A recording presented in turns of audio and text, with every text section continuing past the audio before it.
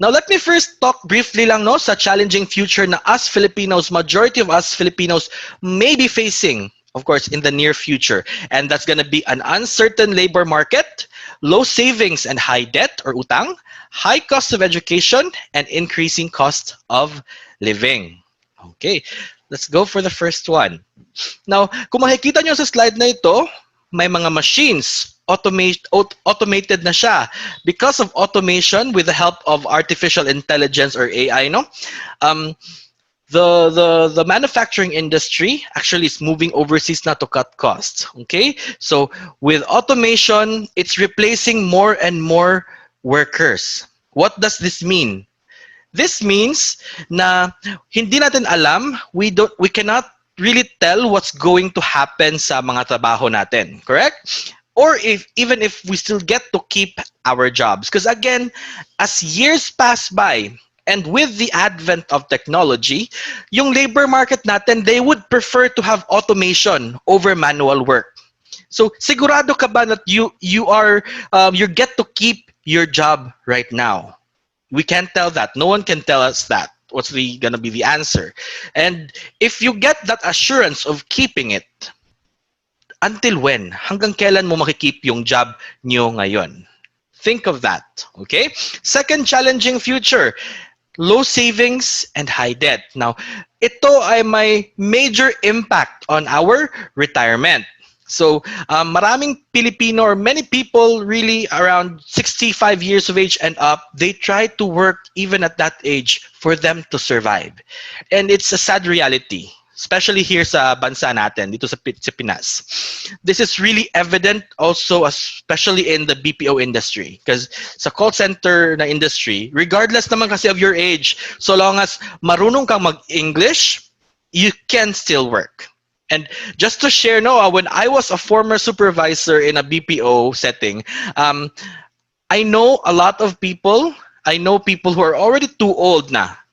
62, Jeff was his name, my former agent. He is 62 years old back then when I met him. He was part of my team. And yet he is still working. So when I spoke with him, I talked to him.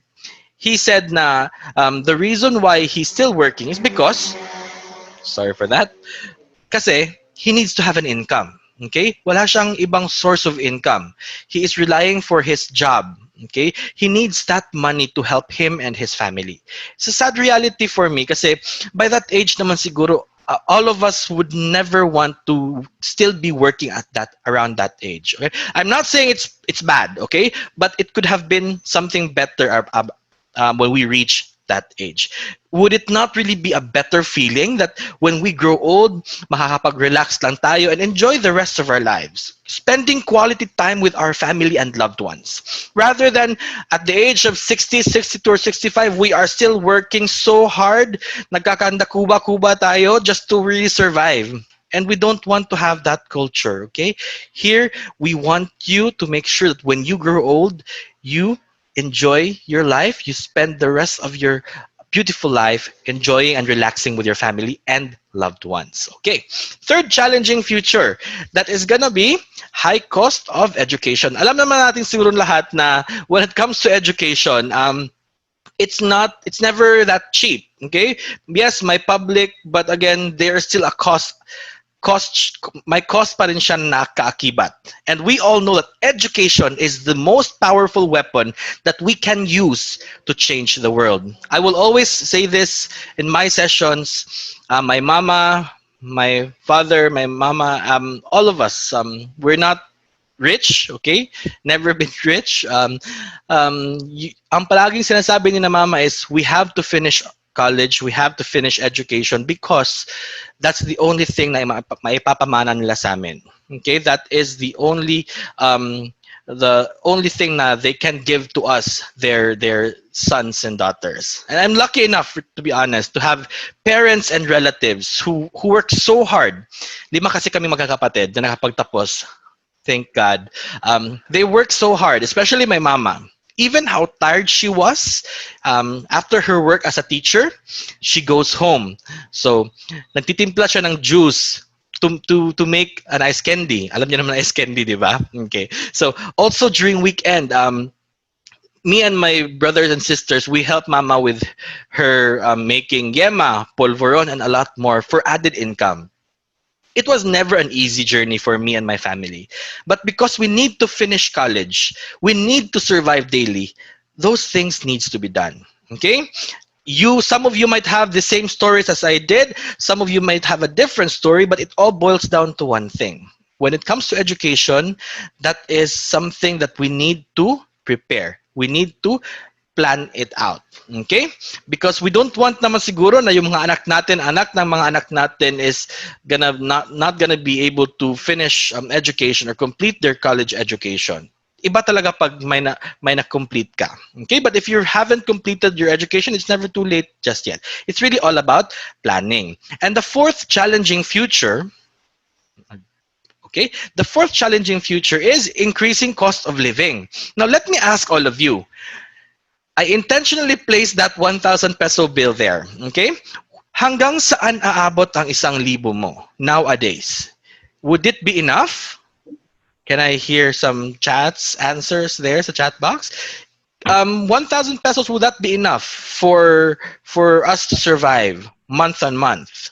Okay, definitely it's not enough. And if we compare that same exact amount of 1,000 pesos to 10 years ago, we can really tell the huge difference. Okay, if 10 years ago yung grocery baskets natin is napupuno pa siya sa halagang 1,000 pesos, right now, correct me if I'm wrong, and this is a reality, it's not even half of the grocery basket. Okay, because increasing cost of living makes many people, it makes us Filipinos to have difficulties in saving. Okay, saving money for our future needs. And when the need arises already, pag may emergency repair sa bahay kasi nagkabagyo. All right. So, like illnesses, my tuition, and we do not have enough savings. So, ano yung only option natin? Our go-to option is DEBT, four-letter English word. Pwedeng Tagalog, utang. Debt, correct. Utang. Would you just want to go with the flow and let debts control you? Think of that. When it comes to securing and saving for our future, maraming mababait na tao, matatalinong tao, even hardworking people, young and old, kahit ano man yung profession mo sa buhay, if you're a doctor, a teacher, a farmer, a carpenter, seaman, engineer, or call center agent, or whatnot, lahat ng mga amazing na taong ito may end up retiring without enough savings. No matter how intelligent you are, no matter how hardworking of a person you are, you may end up retiring without enough savings. And just waiting for what? Your SSS or GSIS pension, which is how much? 6,000 to 8,000 per month. Dependent pa yan sa contributions mo. Okay? And do you think that amount is enough for us to say that we are covered when we go to our, when we grow old? Definitely hindi siya enough. We have to consider, no, that when we grow old, we have our medicines, maintenance medicines for some. We also have daily food consumption. We have to eat. That's basic need of humans. And for us Filipinos, actually, we even take care of our extended families. Okay, kahit na we're already too old. Because that is our culture. I am not saying na mali siya. I'm not saying it's bad. But we could have done something to address that. Okay? All of us wanted to become successful. Tama? All of us naman wanted to become successful, right? No one here wanted to fail. But because we did not plan for our future, we may end up failing. Again, because we did not plan for our future, we will end up failing. Why? Why did we not plan for our future? Simple. Kasi majority of us Filipinos, we lack financial education. Now, financial education was not really taught much sa mga paaralan during our younger years, okay? Kasi we were in the understanding na for us to be financially free, kailangan tayo mag-save sa banks. But later on, you would know why I would not really recommend saving in the bank, okay? Now, some of you might tell me, Mark, I have been attending financial education sessions. Nagbabasa ako ng maraming libro tungkol financial freedom, ebooks for financial freedom. Nagwa-watch ako ng YouTube videos on savings and financial education. Alam nyo, that's a good step. That's a good move. Okay?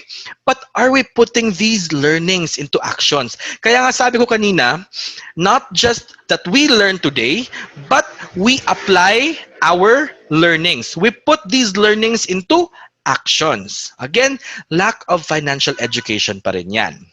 Okay. And I am here today to address that lack of financial education.